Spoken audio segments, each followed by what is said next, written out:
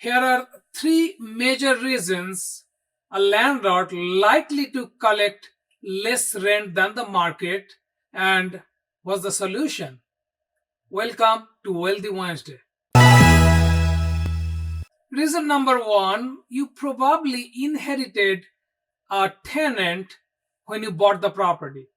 And that tenant, is probably living there on this property for a long time and never raised the rent or whatever the history is, and you are inheriting that same rent they are paying to the previous landlord. When you buy a property with a tenant, make sure that you check with your real estate agent that they're paying the market rent.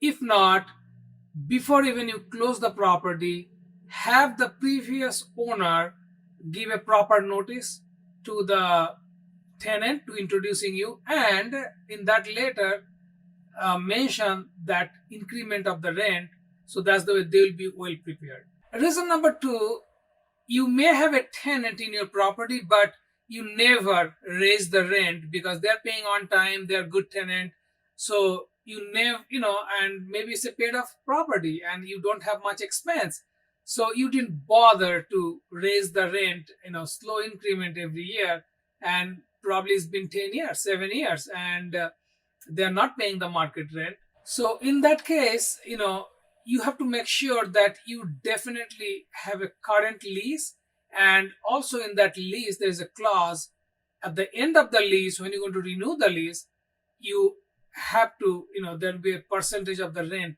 will increase. So everyone is on the same page, there is no problem, and then tenant will expect to that increase on rent. Reason number three is long-term month-to-month tenant. It happens many times. The landlord, get a lease with a tenant, the good tenant they're paying, and whatever reason they never renew the lease, and automatically it's a month-to-month. So there's no lease in place. I saw many times it happened, and the tenant is paying the same rent. You're getting the rent, you're happy. Suddenly, after a few years, when the taxes went up, the insurance went up, and you think, oh my God, I'm getting less rent. Like now my expenses are high. So definitely, you have to have a lease, and residential property lease cannot be more than 1 year term, because the commercial normally has 3-5 years lease, but not residential property.